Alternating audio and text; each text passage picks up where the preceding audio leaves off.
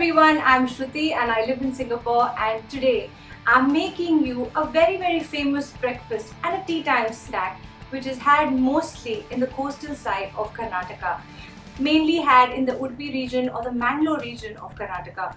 So this is called Mangalore Buns, and I'm making a side dish that is called Kurma, a Veg Kurma, which is nothing but a mixed vegetable curry. These two dishes go hand in hand, cannot be had without each other. Let's get cooking. So let's start with the vegetable kurma, that is the mixed vegetable curry. I am first going to grind the masala paste. So I have taken here half a cup of freshly grated coconut. I have taken about 3 cloves, and I have taken a very small piece of cinnamon, and I have taken here 2 cardamom pods. I'm going to pour out the coconut in the mixie grinder. I have soaked here a teaspoon of poppy seeds in water, and I've also soaked about 2 tablespoons of cashew nut in water as well. So I'm going to drain out the water of the cashew nut, and I'm going to add this to the mixer grinder, and I'm going to add the poppy seeds along with the water. I'm also adding dried red chili here. I'm just going to break it in two. I'm going to add a little water and grind this to a fine paste.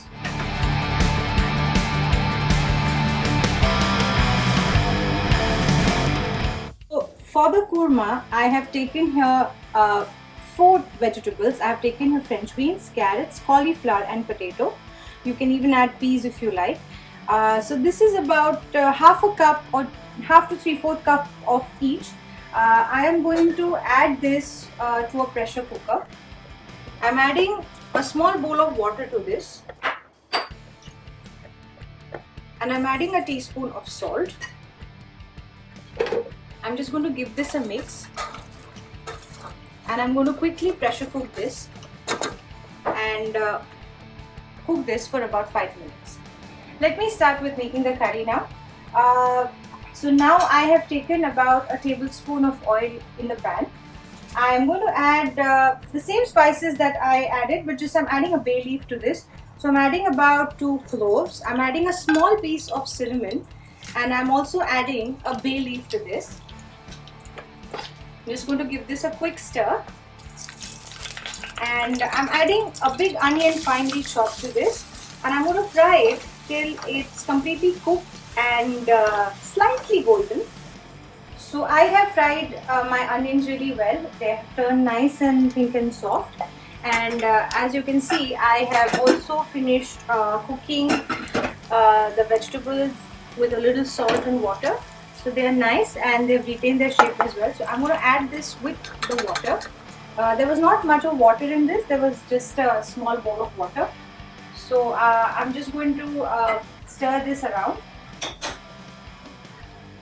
and just mix them with the onion for about 2 minutes. So as you can see, it's boiling really well now. I'm going to add the korma paste, the curry paste to this, and I'm just going to lightly mix it. I'm just going to wash this off with a little bit of water. So I didn't add a lot of water to this from the mixer, just about a 1/4 cup. I don't want it to water down. It's supposed to be a thick and a rich curry. So now I'm going to just season this with a little more salt. Just taste before you go. Half a teaspoon of haldi, half a teaspoon of chili powder, half a teaspoon of dhania powder, and half a teaspoon of garam masala. So I'm just going to give this a good stir.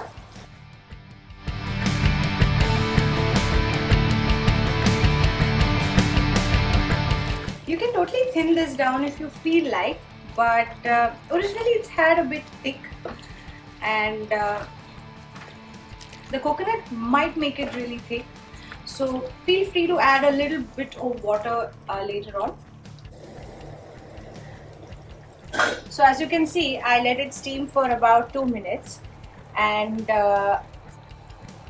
I'm just going to add a big spoon of yogurt and half a teaspoon of sugar just to round up the flavors.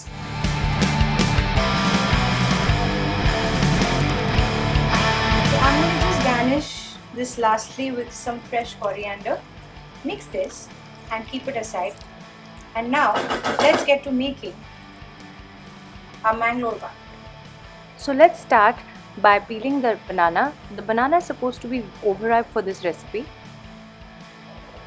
So make sure that you mash this banana along with the sugar. It makes it very easy to mash. You can even grind this in a mixer grinder if you please so, but traditionally this is done by hand. So I'm going to mash the banana with the sugar to a smooth puree. You can add the yogurt to this. To this now I'm adding about half a teaspoon of salt and half a teaspoon of jeera. Now jeera here is completely optional. This I'm adding half a teaspoon of baking soda. Mix this really well, and once this is fully combined, I'm going to start adding the maida to this. Now I'm adding here a cup of maida first and mixing this really well. Once you combine the cup of maida, I will start slowly adding the second cup after this. Now you can see the dough is still quite pasty here. Now I will add the second cup of maida, but do this slowly, because if you put the second cup all together, it might just become a very stiff dough, which you don't want. Now this recipe is all about permutation and combination, because it depends on what variety of bananas you're using for the recipe. So if you're using one single banana, if it is a larger variety, you might need a little more maida. Also, if you add a little more sugar, the banana is going to even give a little more water. So you might have to put a little more maida to this, a little more than 2 cups. So I'm almost finishing my second cup now, and my dough seems to be coming together. Now I'm going to be adding a tablespoon of ghee to get the dough together. Combine this well with the dough. The ghee will just help the dough come together and not stick to your hand or the vessel. So now you can see the dough is looking nice and stiff. It's a soft dough. It's supposed to be a soft dough, and this is going to be fermenting overnight. So once the dough comes together, just cover it and keep it in a warm place overnight. So as I showed you that I kneaded the dough last night, and it has fermented, and this is how it looks when it's fermented. So what I'm going to do, it's quite soft. I'm just going to knead this for about a minute.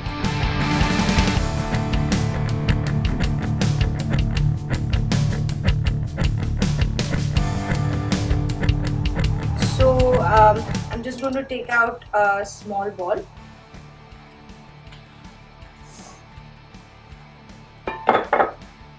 And I'm just going to dust it in a little bit of flour.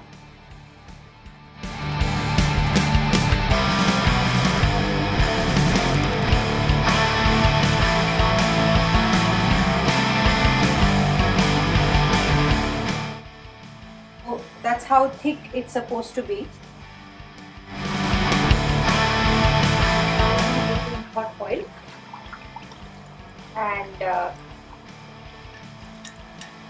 I'm just going to keep pouring hot oil over it.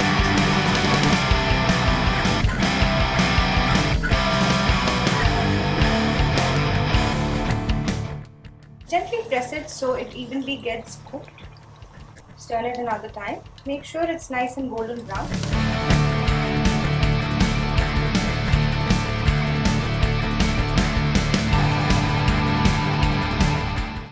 The Mangalore bun is entirely ready.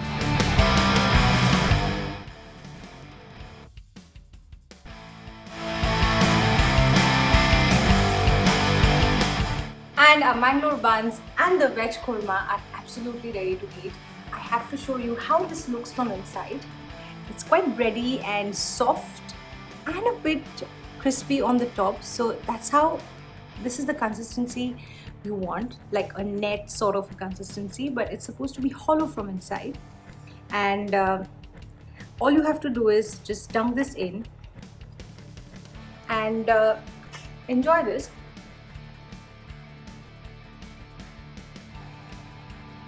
I can't even stop to tell you that this takes me back to my village, to the holiday that I had last year.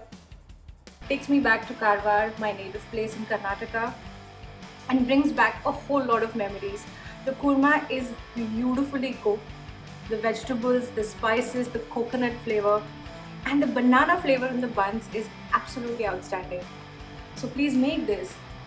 Enjoy this amazing breakfast. Let me know how you like it and keep watching my recipes. Thank you.